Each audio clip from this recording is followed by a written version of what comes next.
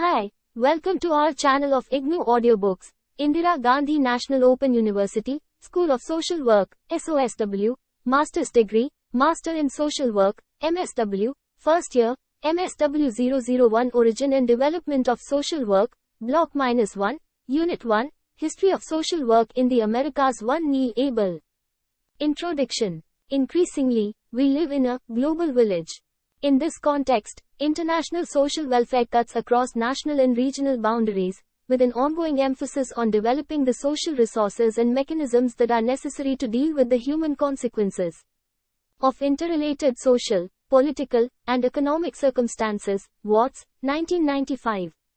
International social work, then, focuses on the organized practice of the profession in different parts of the world, including the different problems and challenges they face, and the different roles they assume and methods they use to address them.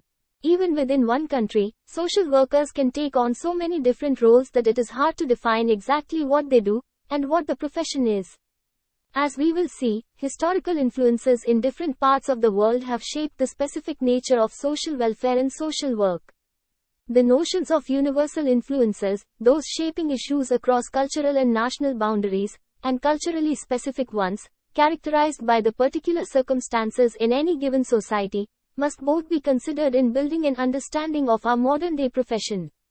In this unit, we will overview factors shaping the evolution of social welfare and social work in selected cities in North and South America. In the process, we will have the opportunity to examine differences that emerge in so-called developed and developing countries, and to look for common ground amongst them. The developmental perspective, as expressed in a 1986 United Nations document on social welfare, is predicated on the maximization of human potential and based on the mobilization of all segments of the population for the resolution of social problems and the attainment of social progress. This new vision of social welfare contrasts sharply with earlier formulations, which focused on enabling certain population groups to overcome what were primarily perceived as individual or group shortcomings. 1995:4. Following its 2005 World Summit, the director of the Division for Social Policy and Development at the UN reaffirmed, quoting from its outcome document, that people have the right to live in freedom and dignity, free from poverty and despair, and that all individuals, in particular vulnerable people, are entitled to freedom from fear and want, with an equal opportunity to enjoy all their rights and fully develop their human potential. Skolvink, 2005. It has not always been so, and even today, considerable differences exist across cultures regarding how problems in social welfare should be defined, and how, through social work, they should be addressed. An overview of historical influences within and across cultures may help us understand why. Historical milestones in the development of social work and social welfare.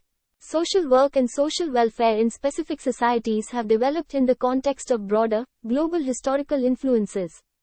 Many of these originated in ancient societies of Europe and Asia, and can be traced in time to the period before the Common Era, BCE. Robert L. Barker, 1999, participating in a project sponsored by the National Association of Social Workers, NASW, and the Council on Social Work Education, CSWE, celebrating the first 100 years of professional social work in the United States, provided an overview of these influences, significant dates and events, intended to provide the broadest possible chronology of social work history, 1999, and preceding major developments in the Americas include BCE 2500, the Books of the Dead, Egyptian papyrus scrolls, were placed in many pyramids spelling out a king's duties, including care for the sick, hungry, and homeless. BCE 1750, King Hammurabi, in Babylonia, issued a code of justice requiring that people help each other in times of need. BCE 1200, in Israel, Jewish people are told that their faith requires them to help the poor, elderly, disadvantaged, widows, and orphans. BCE 530, the Buddha, Siddhartha Gautama, teaches that love and charity for others leads to enlightenment. BCE 500, philanthropy, or acts of love for humanity, is introduced in Greece, where citizens are encouraged to donate money for the public good. BCE 300, In China, Confucius declares that humans are bound to each other by gen, expressed through the social act of helping others in need. BCE 300, Prince Asoka of India endows hospitals and shelters for both people and animals. Van Wormer, 2003. BCE 100, the Roman tradition wherein the wealthy provide free or low-cost grain to all citizens is well established. CE 30, Christian teachings emphasize the importance of giving to those who are less fortunate. 400, in India, hospitals, or facilities providing shelter for the poor and disabled, are established. 542, hospitals similar to those in India are established throughout China and the Middle East, and spread to Europe. 650, Muslims are told that paying zakat, a purification tax, to care for the poor is one of the 5 pillars, duties, of Islam. 1100, the Roman Church declares that rich people have a moral and legal obligation to support the poor. 1215, the Magna Carta, in England, establishes human rights, but only for the nobility, privileged class. 1348, partly because of the bubonic plague, which killed nearly 1/3 of the population, European feudalism begins to break down, leaving the poor even more economically vulnerable. 1531, England's first legislation providing relief to the poor is issued, licensing older and disabled people to beg in their own neighborhoods. 1601, the Elizabethan Poor Law is established, lasting for nearly 200 years, and providing a model on which colonial American laws were based. They taxed people to support basic needs of dependent people in their communities, and harshly punished the able-bodied poor. Across time and cultures, it is apparent that societies have struggled with the recognition that not all members have equal access to resources, or even to the basic necessities of survival. Religious and spiritual influences have provided guidance for responding to these needs, drawing on common principles recognizing the importance of compassion for the disadvantaged. Interpretations of the reasons some find themselves in need have varied greatly, with most early interpretations assuming either that certain degrees of poverty were inevitable, or that those who found themselves lacking the basics of survival were of poor character and in need of motivation to improve. Still, through donations, taxation, or legislation, many cultures have developed values and methods addressing the inequities in social orders. Ideas and strategies emerging over time from Asia and Europe shaped the development of social welfare and social work in the New World, where colonial influences competed with indigenous peoples to shape emerging social orders. Development of social work and social welfare in North America. In North America, the social welfare policies and practices in the United States and Canada have been shaped by many common influences. Chief among these have been the social, political, and economic practices derived from Europe, and the United Kingdom in particular. In Canada, French influences also were significant, and led to the development of diverse practices within a common national context. United States of America. Social work education in the United States was formalized a little more than 1 century ago, when the first lectures to persons working with the poor were offered at the School of Social Economics, in Chicago, Illinois. Still, as L. Diane Bernard, former dean of the College of Social Work at Florida State University wrote, "The sick, indigent, orphaned, elderly and destitute have been with us from the start, and the treatment of those in need ranged from cruel to humane depending on the qualities and capacities of those responsible for addressing their needs." 1995:7. As the American colonies became established and began to prosper, the social contexts and problems faced by their citizens also became more complex. Bernard provides an excellent summary of both the context of and response to these problems in the early history of the U.S. Because the population was small and the resources were plentiful in the beginning years, poverty and dependency were viewed as both unusual and temporary. Almshouses and workhouses became the warehouses for all those who either could not or would not be productive. Before long it became apparent that this was neither an effective nor a profitable solution. Voluntary societies emerging primarily from religious groups were developed for the relief of various categories of the poor and unproductive. With very limited public provision, the number and variety of these voluntary organizations became extensive. 1995:7. Barker's, 1999, milestones highlight some of the key steps in the evolution of social welfare and social work in what would become the United States of America. 1624. Virginia Colony institutes laws providing for the needs of disabled soldiers and sailors. 1642. Plymouth Colony, based on the Elizabethan Poor Law, enacts the first such legislation in the New World. 1650. The Protestant work ethic, emphasizing self-discipline, frugality, and hard work becomes prominent, justifying those who adopted its view to look down upon people who are unemployed or dependent on others. 1692. Massachusetts introduces indentured servitude, providing that homeless children could be placed with other families who could require them to work for a period of time to pay for their care. 1776. The U.S. Declaration of Independence is signed, promoting freedom for everyone but the slaves. 1787. The U.S. Constitution is adopted to promote the general welfare, moving social welfare into American political discourse. 1813. Child labor laws are passed in Connecticut, requiring that factory owners teach reading, writing, and arithmetic to children working for them. 1830. The National Negro Conventions meet to begin discussions about civil rights, health, and welfare for people of color and women. 1843. The New York Association for Improving the Condition of the Poor is established, and thereafter imitated in its emphasis on abstaining from alcohol, becoming self-disciplined, and developing a work ethic as ways to end poverty. 1848. Feminists meet to begin establishment of women's rights to vote and receive equal opportunities for education and employment. 1870. Social Darwinism gains influence, supporting the view that poverty was a natural part of the human condition, and that helping the poor made them lazy. 1874. The first charity organization society is established, at first giving only advice, and not direct financial aid to the needy.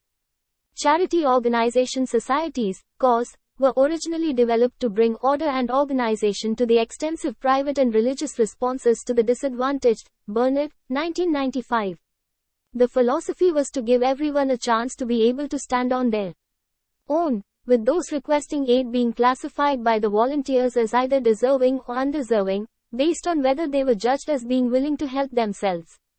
As has proven true over time in efforts to mount social work responses, it was often been the economically fortunate who volunteered to rehabilitate the poor through the power of personal influence. 1995 is to 8. 1886. The first U.S. settlement house, modeled on earlier efforts in the UK, is established with the goal of eliminating the distance between socioeconomic classes by locating housing for the poor in working-class neighborhoods. Settlement houses initially provided day nurseries for working mothers, health clinics, and classes in dance, drama, art, and sewing. Van Wormer, 2003. Eventually, they became more politicized and, rather than looking down on the poor or assuming that by setting a superior example the problems of the poor would be resolved, they began to focus on the needs and desires of those with whom they were working through advocacy and social change. We found ourselves spending many hours in efforts to secure support for deserted women, insurance for bewildered widows, damages for injured machinery operators, furniture from the clutches of the installment store. The settlement constantly acts between the various institutions of the city and the people for whose benefit these institutions were erected. John A. Adams, 1910, in Van Wormer, 2003 is to 165. 1895. Chicago School of Social Economics, often recognized as the founding center for modern social work, begins offering lectures to persons working with the poor. 1900. The term social workers is coined by Simon Patton, who disputes with Mary Richmond whether their major role should be social advocacy or the delivery of individual services. Van Wormer, 2003 is to 162, drawing on Specht and Courtney's 1994, Unfaithful Angels, How Social Work Has Abandoned Its Mission, acknowledged that arrangements for dealing with the poor that emerged after the feudal but before the modern era could be classified as the 4 petaseconds. These were patronage, piety, poor laws, and philanthropy. Patronage involved boosting one segment of society, often a minority group, into prominence and, in so doing, into enhanced political and economic power and self-sufficiency. Piety was the religious aspect of serving the needy, often as an expression of moral duty. The Poor Laws, reflecting the imposition of middle-class values and standards of character on the needy were, according to Specht and Courtney, both mean-spirited and means-tested, and often clouded with undesirable or stigmatizing associations. Private philanthropy involved voluntary financial donations as a preferred alternative to mandatory public relief. All predated the emergence of formal public welfare in the United States. 1915. Abraham Flexner issues his report declaring that social work is not yet a profession because it lacks a written body of knowledge and educationally communicable techniques. 1917. Mary Richmond publishes Social Diagnosis, influenced by the work of Sigmund Freud, and emphasizing an approach to client problems based on understanding their inner lives and familial environments. 1933. U.S. President Franklin D. Roosevelt proclaims a New Deal for Americans, establishing major social welfare programs responding to poverty and unemployment. 1950. The Social Security Act of 1935 is amended to include children and relatives with whom needy children are living, and to aid permanently and totally disabled people. 1955. Rosa Parks, a black woman, refuses to move to the back of a bus in Montgomery, Alabama, sparking the modern civil rights movement. 1960. The NASW adopts its first code of ethics. 1964. U.S. President Lyndon B. Johnson establishes the Great Society programs, and the Civil Rights Act makes racial discrimination in public places illegal. 1965. More Great Society programs, providing for medical care, the needs of older Americans, and children's education, are established. 1990. The Americans with Disabilities Act makes it illegal to discriminate against disabled people in any business employing more than 15 persons. 1990. The Ryan White Comprehensive AIDS Resources Emergency Act provides funding for prevention, intervention, treatment, and community planning in relation to HIV/AIDS. 1996. President Clinton signs into law the Personal Responsibility and Work Opportunity Reconciliation Act, restricting or eliminating many entitlement programs for poor people, and replacing them with more temporary aid designed to promote independence. A simplified understanding of 20th century social welfare in the U.S.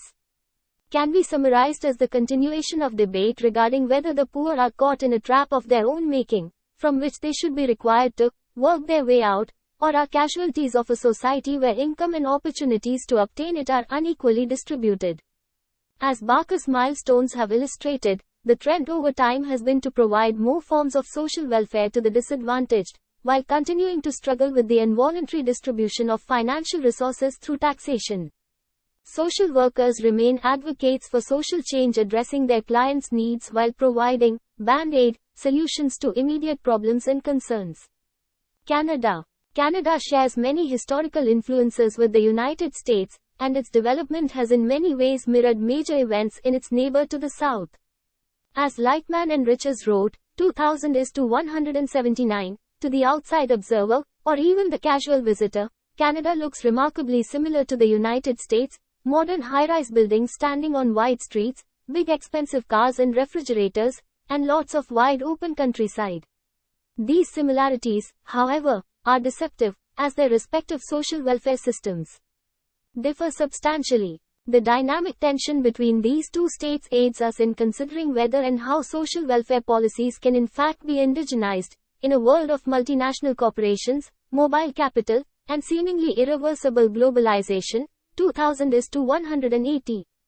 For Allen, Canadian welfare can be defined most simply as payments to the poor, given as a last resort because they are poor. 1993, S202.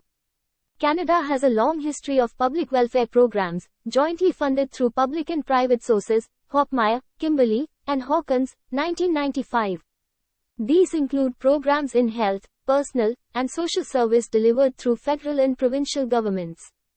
Before its establishment as a nation in 1867, social care in English Canada had two major thrusts.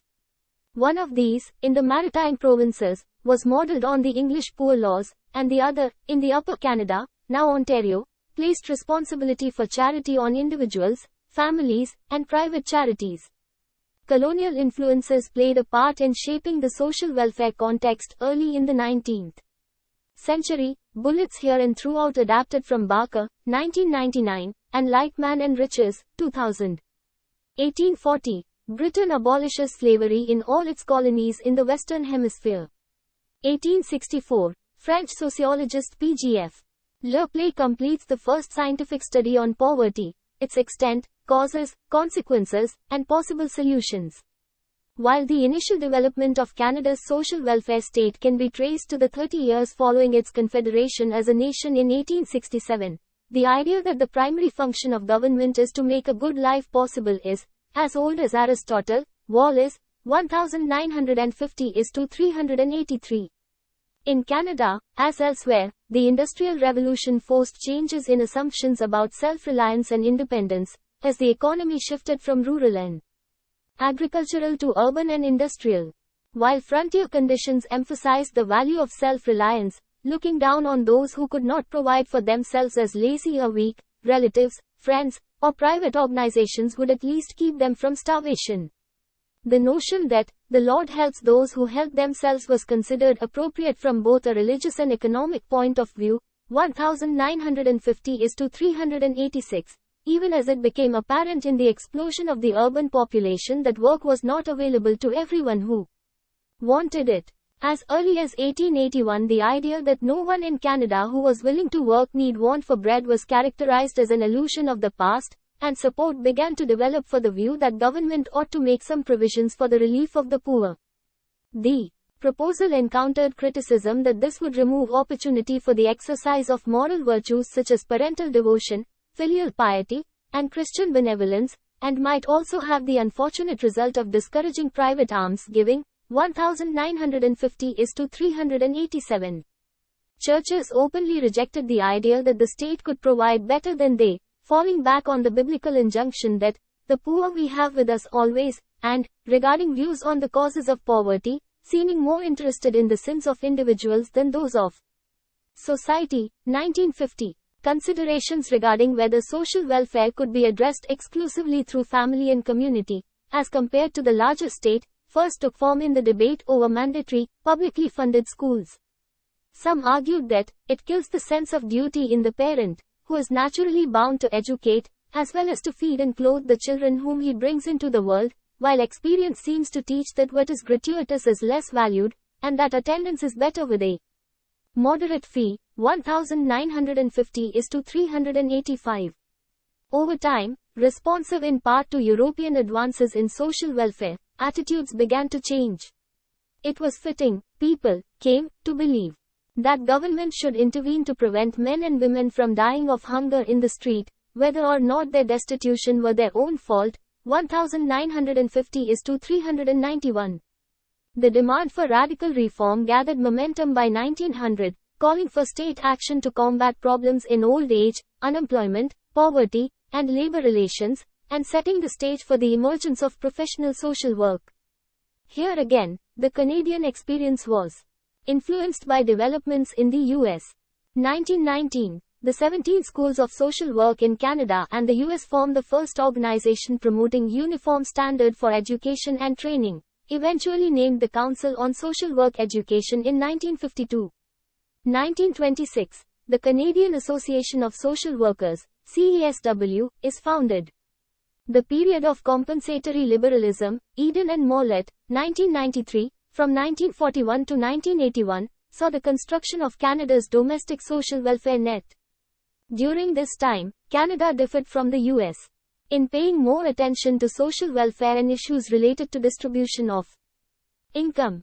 It co-occurred with a global economic expansion following World War II, lasting from 1950 to 1974, and was largely a period of national growth.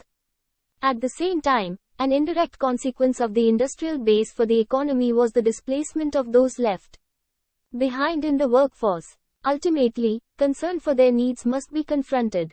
1935, the Canadian welfare state begins, in the height of the Great Depression, with passage of the first unemployment insurance legislation, becoming, in 1940, the Unemployment Insurance Act.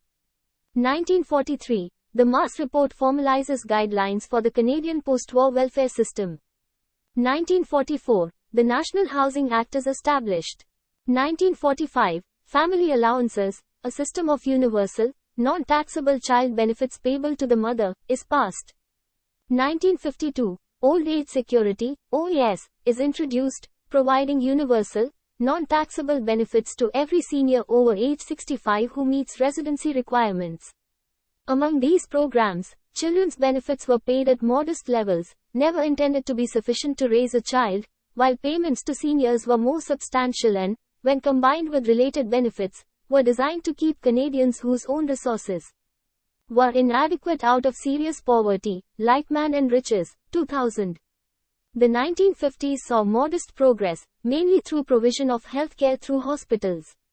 Services of the welfare state peaked in the 1960s with the provision of three key programs. 1965-66, three key programs, the Canada Pension Plan, CPP, the Canada Assistance Plan, CAP, and Medicare set the high water mark for social welfare provision. The CPP was publicly funded, drew on funds contributed by the future beneficiaries, and was based on work history, with benefits based on the average industrial wage. The CAP was Canada's basic public assistance program. Eligibility was formally determined on the basis of need alone, meaning that benefits were an absolute right, rather than a conditional entitlement. Workfare, requiring demonstration of effort in return for benefits, was prohibited, like Man and Riches, 2000. Medicare offered universal coverage of all services deemed medically necessary to all Canadian residents without user fees. Consumers have complete freedom to choose their own doctors, and to change them at will.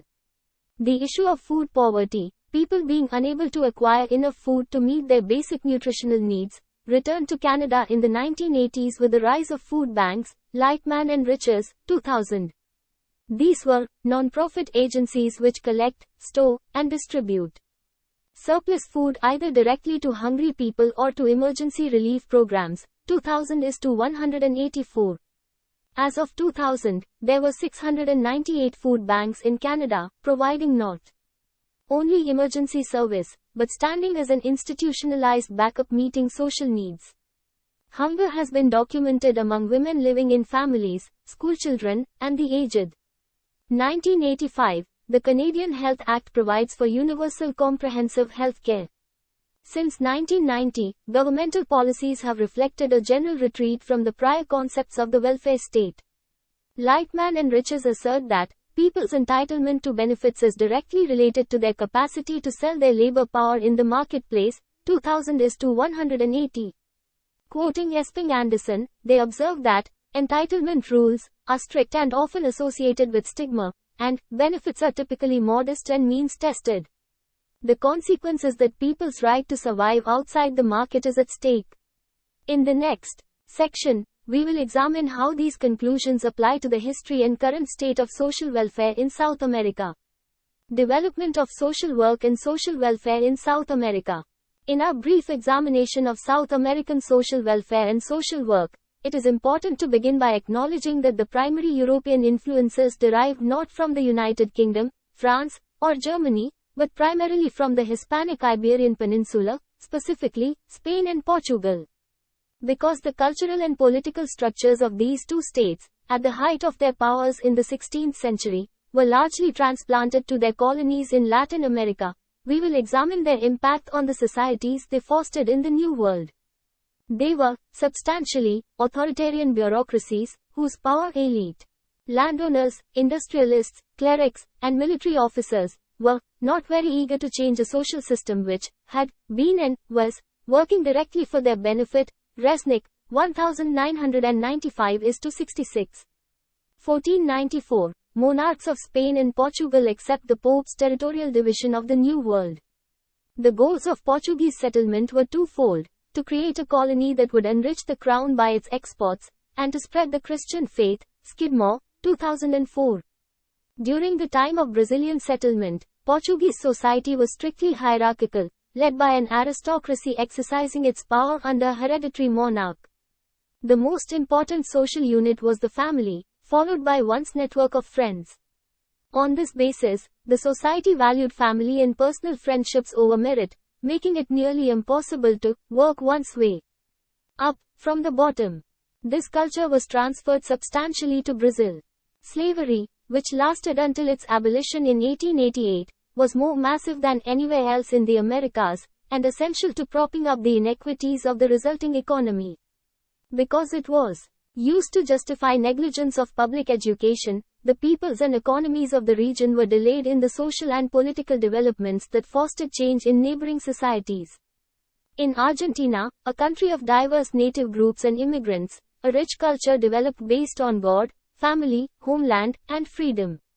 Spanish and Italian influences merged to create a concept of freedom based on the spirit of the gaucho, the cowboy of the pampas, who struggled to maintain his cultural identity and his spiritual connection to nature and who was nearly exterminated while trying to resist foreign domination of those living in the cities. Quero Tajali, 1995:90.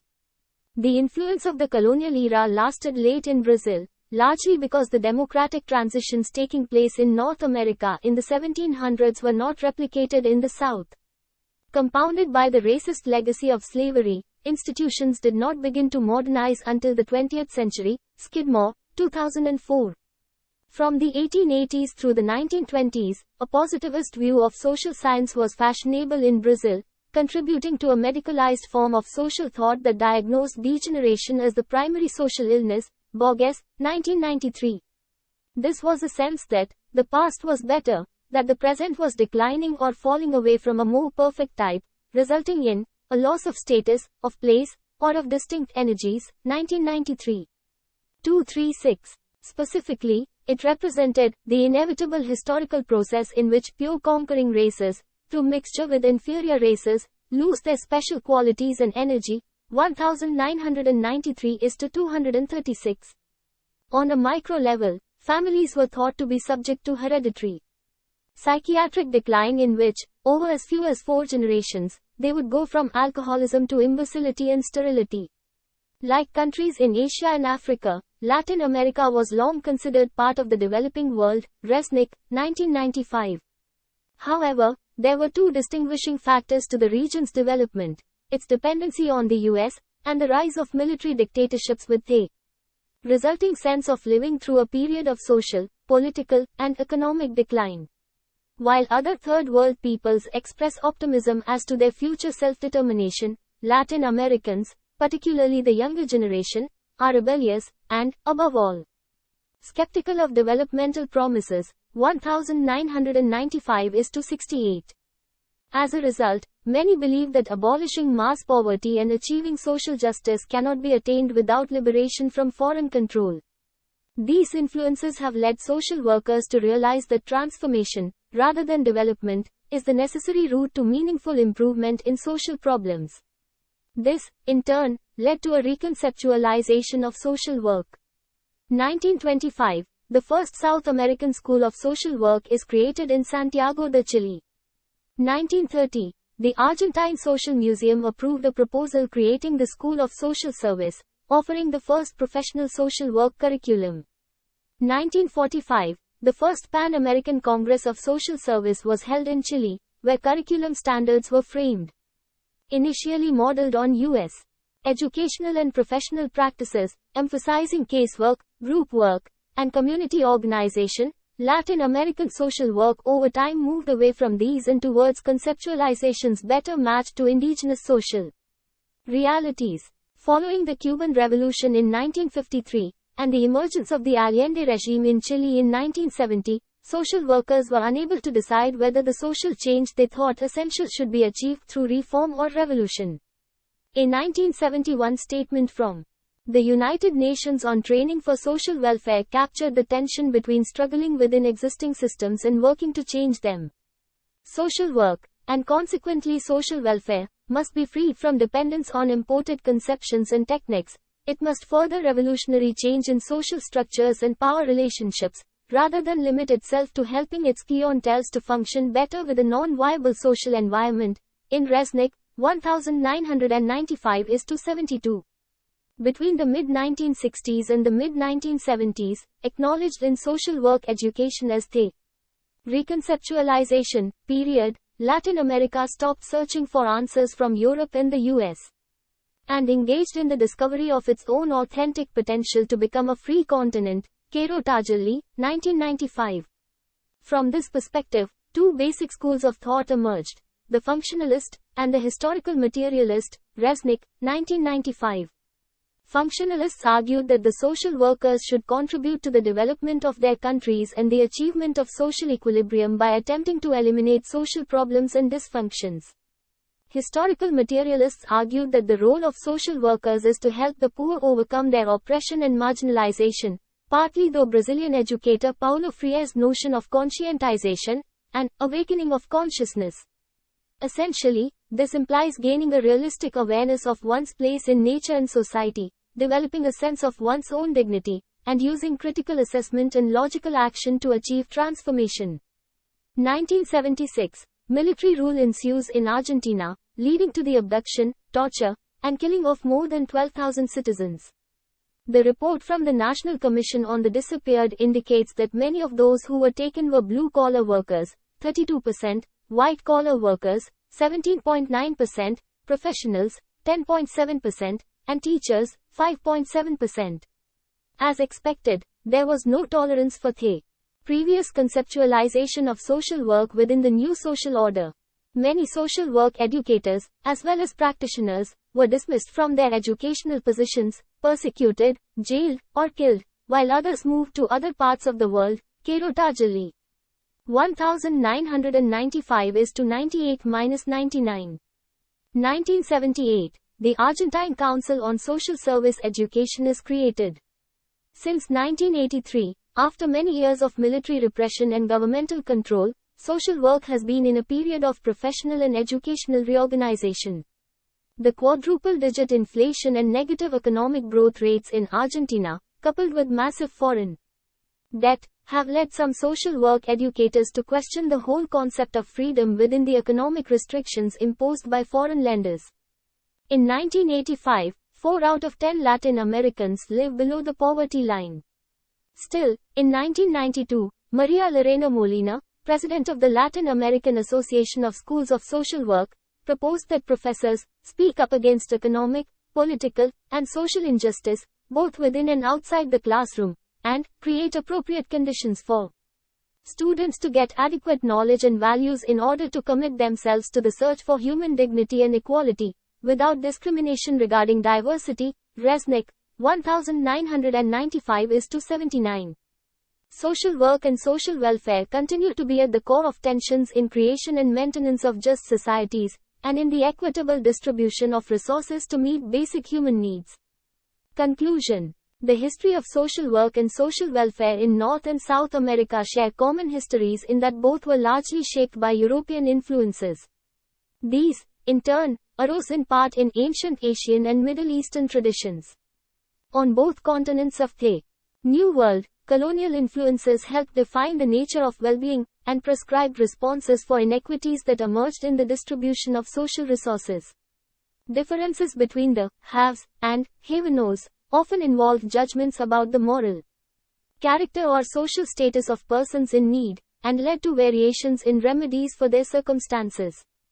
Often, persons in need were judged to be morally or racially inferior, and were helped by attempts to improve their character and motivate them to help themselves.